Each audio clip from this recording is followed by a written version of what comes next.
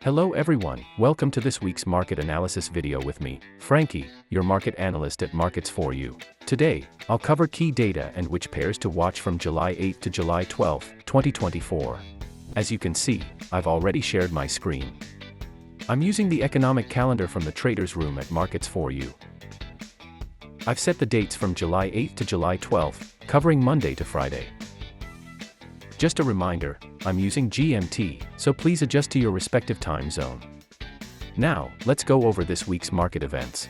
On Tuesday, we'll see the Westpac Consumer Confidence Change and NAB Business Confidence from Australia. Fed Chair Powell's testimony in the US is a key highlight. Japan will release its PPI for June. On Wednesday, New Zealand will announce the Rbnz interest rate decision. We'll also have another important speech from Fed Chair Powell in the US. The UK will release the RICS house price balance for June, and Japan will provide its machinery orders data for May. On Thursday, the UK will release its industrial production and GDP figures for May. In the US, the main focus will be on the June inflation data. Additionally, we'll get the initial jobless claims report for early July. On Friday, the US will also release another inflation data in PPI for June. Meanwhile in Canada, building permits for May is on the schedule.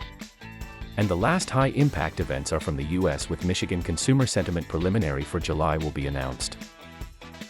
For this week, the key events to watch are the testimonies and speeches from Fed Chair Powell, Rbnz interest rate decision, and the various inflation data releases with the focus on the US inflation data. Now, let's move to the charts for this week. Today, I'm going to discuss two pairs that will be most affected by this week's main events, US dollar to Japanese yen and gold. We'll focus on USD with the US inflation data taking place. Let's look at the weekly chart of US dollar to Japanese yen. You can see that the market has been moving higher over the past few weeks. The stochastic is moving higher, inside the overbought area, while the candlestick pattern shows that US dollar to Japanese yen might be consolidating this week. Therefore, I expect US dollar to Japanese yen to move slightly lower and consolidate. Switching to the daily chart, you can see that the price has been moving lower for the past 2 days due to US economic events, with the stochastic moving lower and exiting the overbought area. This suggests that the price might move lower toward the nearest support levels at 159.56 and 158.69. Resistance levels are set at 161.70 and 162.98. Now, let's move on to gold, XAU/USD.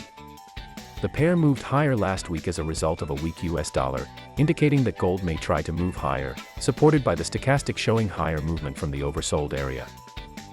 Switching to the daily chart, you can see that the candles have been up and have broken the previous range, with the stochastic also moving higher, entering the overbought area.